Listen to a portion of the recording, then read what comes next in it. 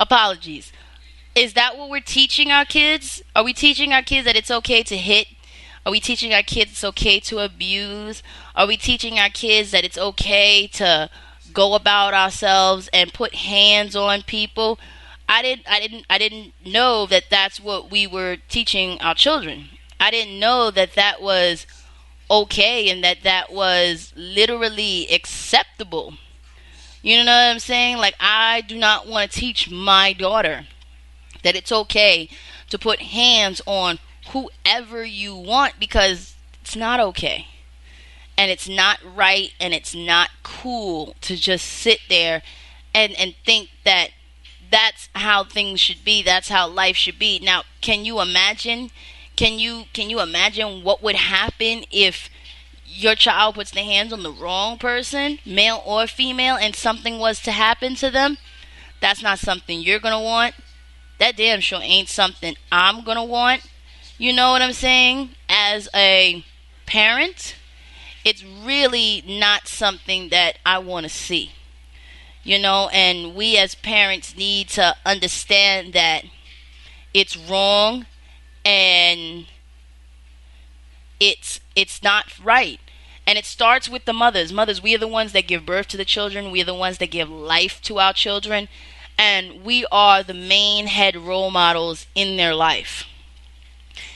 And as the main head role models in their life, we really should not be teaching our kids to allow our anger and our hate become their anger and become their hate. Like, we need to teach them to find a way of doing things differently. It's why I opened in New York City the Zen Gen Teen Group. It's a free group now. It's going to be on September 17th, the informational event from 1 to 4 at 394 Broadway at the Impact Hub. And you will see, if you bring your kids down there, if you're from New York and you're listening to this podcast, you will see for yourself, if you come down there, all the things that we are doing in this community and what we're trying to change. Trying to change for women, trying to change for the young men. I'm trying to create future business leaders in this world, and we can't do that without the help of the parents, especially the mothers. You have to stand out, step out into the light, and you have to try and be different. Try and do different. Try and show your kids that they have a chance to do and be whatever it is that they want to be. But we as parents have to stand up and take, you know what I'm saying, responsibility for the roles in our lives. We need to take responsibility for for our children and what they see and what they do. And like I said, this is especially targeted mainly to all of my females out there who have daughters and have sons and feel that they, you know what I'm saying, that their fathers are doing for them, but they don't doing for their kids, but not doing for them. And let's be honest here, like, guys, come on, why are we, women, ladies, I love y'all, why are we so focused on the other man? Why? You're not together. You're not together. Let it go. I know it's hard. I know the pain. I know the times that you can't sleep. And I know everything that you have to deal with. And I know I have cried my eyes out night after night, asking the stars and the Lord and even the gods, ancient gods, anybody, name it. What did I do to deserve this?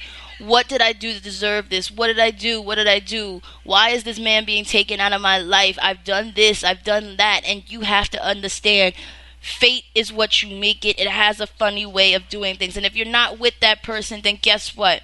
It's probably because fate said it wasn't meant to be. So if fate says it's not meant to be, then let it go. Do something else in your life. Find someone who is meant to be with you. Find your soulmate. Find someone you are meant to love. Find someone you are meant to be with. Make it right. Make it okay again. Find your happiness. Find your place of peace. Find where your heart truly lies. You know what I'm saying? People, especially women of color, they look at us. They look down upon us. They hate us. They think we're not worthy enough. You are worthy. Women, you are. Yeah, there's bad men in this world. There are. There's bad women in this world. But there's good men. And there's good women. And there's good fathers. There are fathers out there that do care about their daughter. No, they're not perfect, but you know what my stepbrother taught me? Especially when it comes to a man and you want to get at a man, because he doesn't have the right job or the perfect job or he doesn't make that much. He goes, you know how hard it is for a man to find a job?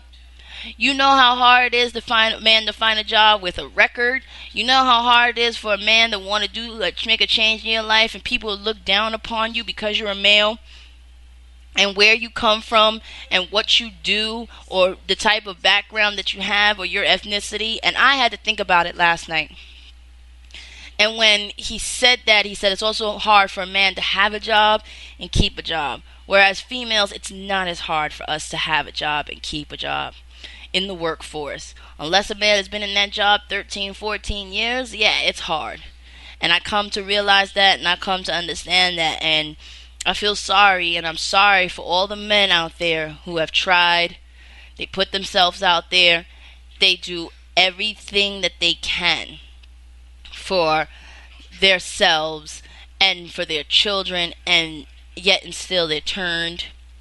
They're disrespected. They're heartbroken. They're turned away. And sometimes some of these males just want to take care of their kids. And for the baby mothers who do have good fathers in their lives, I ask of you, let your child be with that person. Let your child be with the father. Let your child love their father. Boys and girls need both mother and father. And both mother and father do not need to be with each other for you to love a child. Yeah, it's hard. My daughter's 10 and she has to go between mom and dad, mom and dad, mom and dad. Sometimes at dad's house, sometimes at mom's house. And here's another thing. If your baby father is a good man, allow your child to live with their father. Spend some time with their father. Give you a freaking break, for Christ's sakes. Like, what harm can you possibly have? You know, my daughter throughout the week goes to school in Brooklyn and she lives with her dad. She lived with me for the first 5 years. And I crack jokes and say, well, she's hitting puberty. This is why I sent her. It's not true. People don't really know my true motives. My true motives was because she's not just my responsibility. It's his. And he as a father should know what it's like to have his daughter on a regular basis. And I think that there are some mothers that if they allowed their baby father to be with them, with their kids, on a regular basis where they have to wash, cook, clean, feed with them, then you'd stop complaining. You'd be like, oh, I got to do this for your kid and that with your kid. Well, then give them the responsibility. Let them take your kid. Let them do this with your kid. Let them do that with your kid. Let them feed your kid every day. Trust me, my baby father's learning the hard way. It ain't easy when you have the kid sitting physically in your home. It's not easy. It's not easy at all. You understand? Trust me very much when I say my daughter's father has to learn the hard way. He says it all the time. Oh, but I got 2 kids now. And I tell him all the time, well, you wanted it. You wanted the responsibility. You wanted to know what it was like. So now you do. Now you know what it's like. Now you know how hard it is of what I have to do every day. And I bet you and I promise you, they may actually have more respect for you than you think. Is it really going to hurt if your kid spends a week with their father, lives a week with their father? Honestly, do you really think it's going to cause harm? Especially if he's loving and caring and he's willing to take care of the kid and make sure that the kid is taken care of and fed and clothed. And if your kid comes back and your kid is healthy, happy, and not hurt and not abused, I don't see the problem. It's just a test. What harm can it do? 1 week. 1 week. If you and the baby father live in the city of New York and may live in different boroughs, it can be done. Okay? Jalen lives here, lives in Brooklyn, only because at the time I was in Brooklyn and working there. That's why I put her in school there. But she's about to graduate, and I'm going to continue her there. So I let her live there with her father.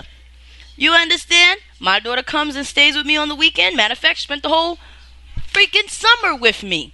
You know what I'm saying? So at the same time, her father got to learn what it was like during the week to take care of her and get her ready for school, and how to make sure that as a female she's taken care of well and everything. And guess what? My daughter comes here. My daughter is happy, healthy. Those that know my kid damn sure know she ain't gonna be lacking in a plate of food. You understand? She don't look like she lacking, and if anything, she can stop eating. You understand? She really could. She really could stop eating. It wouldn't kill her. I ain't saying my baby fat. I'm just saying I got a thick Spanish Cuban kid. You understand? And I'm black, and her father's full Cuban. You understand? My daughter already got the hips and the butt. You understand? Now the cheese and the frying cheese and the mungul and everything else ain't adding to it. You know what I'm saying? But look at this. My kid is healthy.